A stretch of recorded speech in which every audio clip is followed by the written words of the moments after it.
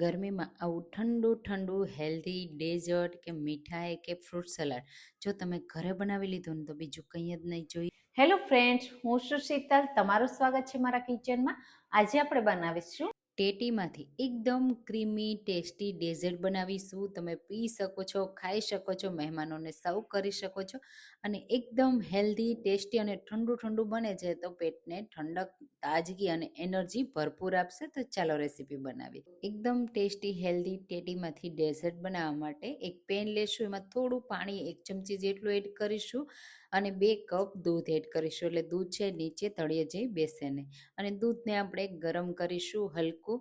તો તમે ગરમીઓમાં fruit salad ખાઈને કંટાળી ગયા હોય ને તો એકવાર ડેઝર્ટ ટ્રાય કરજો. બહુ ટેસ્ટી એવું લાગે છે અને તમે કયા કયા ટેટીમાંથી ડેઝર્ટ બનાવો છો ને કમેન્ટમાં પણ મને જરૂરથી કહેજો. અને હા, તમે મારી રેસીપી કઈ સિટીમાંથી જુઓ છો ને એ મને જરૂરથી કહેજો.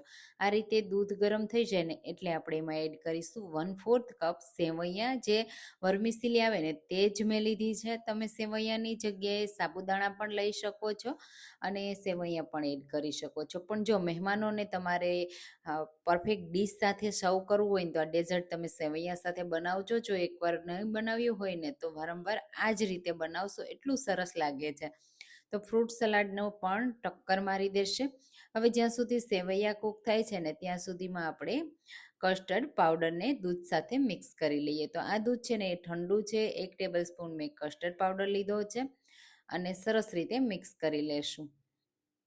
તો અહીંયા આપણે 2 કપ જે દૂધ લીધું છે ને એની સામે 1 ટેબલ સ્પૂન જેટલો જ કસ્ટર્ડ પાવડર એડ કરવાનો છે. તો પણ એકદમ ઘાટું અને થીક થઈ જશે. અને અહીંયા તમે જુઓ ત્યાં સુધીમાં સેવૈયા આ રીતે ઉપર તરવા લાગી છે. દૂધ પણ સરસ એવું ઉકળવા લાગ્યું છે. આ રીતે દૂધ ઉકળવા લાગે, બધી સેવૈયા ઉપર આવવા લાગે ને અને સેવૈયા બધી સરસ એવી કૂક થઈ જાય ને ત્યાં સુધી આપણે એને થવા દેવાનું. તો આ રીતે ઉપર બધી આવવા લાગે ને પછી આપણે એમાં પહેલાં સ્વાદ પ્રમાણે ખાંડ એડ કરી દઈશું. તો 3 ટેબલ સ્પૂન હું ખાંડ એડ કરું છું. જો તમને મીઠાશ વધારે પસંદ હોય તો તમે 5 ટેબલ સ્પૂનથી વધારે પણ ખાંડ એડ કરી શકો છો. અહીંયા હું લાઇટ એકદમ મીઠાશ પસંદ કરું છું એટલે હું થોડી ખાંડ એડ કરું છું. અને હજી આપણે જે ટેટી યુઝ કરવાના છીએ એ પણ એકદમ મીઠી હોય છે એટલા માટે. હવે અહીંયા ખાંડ સરસ રીતે મેલ્ટ થાય ને ત્યાં સુધીમાં આપણે જોઈ લઈએ, ચેક કરી લઈએ આ રીતે સેવૈયા સોફ્ટ થઈ ગઈ કે નહીં. એને સોફ્ટ થતાં બિલકુલ વાર જ નથી લાગતી. તો આ રીતે ચેક કરી તોડીને ચેક કરી લેવાનું. અને ઓવરકુક પણ આપણે નથી કરવાની, માત્ર આ રીતે તૂટવા લાગે ને બસ ત્યાં સુધી. તો સેવૈયા કૂક થઈ ગઈ છે. હવે આપણે જે કસ્ટર્ડવાળું મિક્સર રેડી કર્યું છે ને એને આ રીતે એકવાર મિક્સ કરી લેશું. આ રીતે મિક્સ થઈ જાય ને પછી આ રીતે એડ કરી દેશું. એકસાથે બધું એડ કર્યા પછી તરત જ મિક્સ કરશું ને એટલે તમે જુઓ તરત જ થીક થવા લાગશે, ઘટ્ટું થવા લાગશે. આ રીતે હવે કન્ટિન્યુ ચલાવતા રહેવાનું. જેમ જેમ સરસ એવું ચલાવશો ને એમ સરસ એવું મિક્સ થઈ જશે અને એક રસ થઈ જશે અને આ રીતે થીક પણ થવા લાગશે. બસ આપણે એને 1 થી 2 મિનિટ આ રીતે એમાં બબલ્સ આવવા લાગે ને ત્યાં સુધી કૂક કરવાનું છે. એમાં જે કચાશ હોય ને તે બધી નીકળી જાય ને ત્યાં સુધી આપણે કૂક કરવાનું છે. તો અહીંયા સરસ રીતે મેં કૂક કરી લીધું. તમે જુઓ એનો હલકો કલર પણ ચેન્જ થઈ ગયો. બસ આપણે હવે વધારે ઘાટું નહીં કરીએ. ઠંડુ થશે ને તો હજી ઘાટું થશે અને બહુ ઘાટું હોય ને તો પણ ખાવાની મજા નથી આવતી. તો બસ મીડિયમ થીક રાખીશું અને હવે નીચે ઉતારીશું, એક વાસણમાં કાઢી લેશું અને એને સરસ એવું આપણે ઠંડુ કરવાનું છે અને પછી ફ્રીઝમાં રાખી એકદમ ચિલ્ડ કરવાનું છે. આ જે ડેઝર્ટ છે ને એને ઠંડુ ઠંડુ ગરમીઓમાં સર્વ કરવાનું, બહુ સરસ એવું લાગશે અને પૂરી સાથે, પરોઠા સાથે પણ બહુ સરસ એવું લાગે છે. અને એમ જ તમે મહેમાનોને ફાલુદાની જગ્યાએ આ ડેઝર્ટ આપશો ને તો પણ બહુ સરસ એવું લાગશે. તો મેં તો ફાલુદાની જગ્યાએ જ આ બનાવ્યું હતું પણ બધા મહેમાનોને ખૂબ પસંદ આવ્યું. તમે એને ફ્રૂટ સલાડના રૂપમાં પણ સર્વ કરી શકો છો. આ રીતે એકદમ સરસ એને આપણે પહેલાં ઠંડુ કરી લેવાનું છે.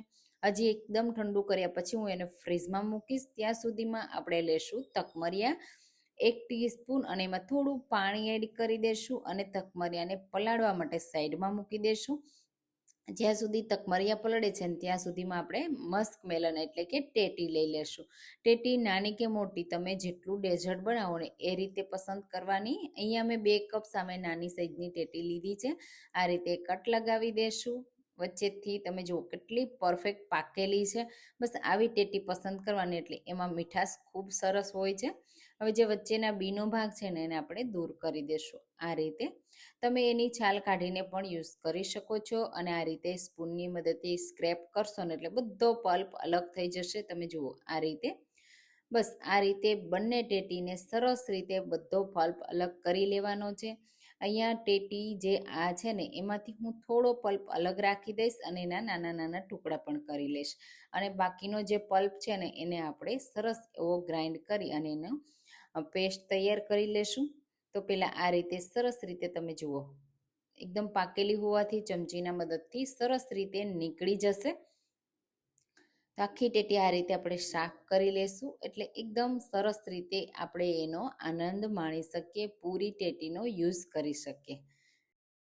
તો આ રીતે સરસ રીતે બંને ભાગને મેં સાફ કરી લીધા.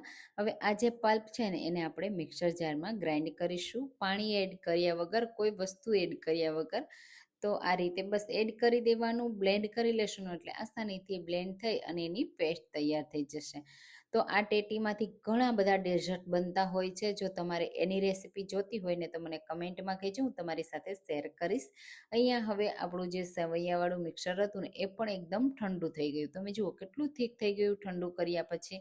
તો મેં એને 15 મિનિટ માટે ફ્રીઝમાં રાખ્યું હતું. સરસ એવું ઠંડુ કરી લીધું છે, અને આ રીતે સરસ રીતે પહેલાં મિક્સ કરી દેશું.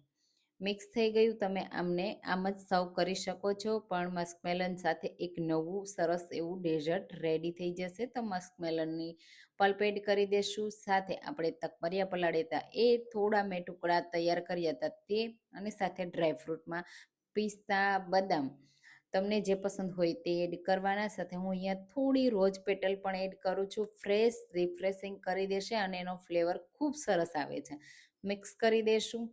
આ જે ડેઝર્ટ છે ને એને તમે પીવો કે ખાઓ બંને રીતે સર્વ કરી શકાય છે. ફાલુદાના રૂપમાં સર્વ કરી શકો, મિલ્કશેકના રૂપમાં સર્વ કરી શકો છો, અને ફ્રૂટ સલાડના રૂપમાં પણ તમે સર્વ કરી શકો છો. છે ને એકદમ ક્રીમી, યુનિક અને ટેસ્ટી ડેઝર્ટ.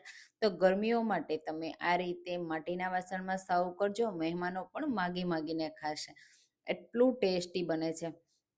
તો તમને આજની આ રેસીપી કેવી લાગી કમેન્ટમાં ચોક્કસથી કહેજો. રેસીપી ગમી હોય તો લાઇક કરજો, શેર કરજો, અને મારી ચેનલને સબસ્ક્રાઈબ કરજો, જેથી તમને નવી નવી રેસીપીઓ દરરોજ મળતી રહે. અને કોઈ નવી યુનિક રેસીપી પણ તમારે જોવી હોય ને તો મને કમેન્ટમાં તમારી રેસીપીનું નામ શેર કરજો, હું તમારી સાથે એ પણ શેર કરીશ. મહેમાનોને આ રીતે વાટકીમાં ફ્રૂટ સલાડના રૂપમાં સર્વ કરજો, અને આ રીતે તમે ફાલુદાના રૂપમાં પણ સર્વ કરી શકો છો. તો ટ્રાય કરવાનું ભૂલતા નહીં. Thank you.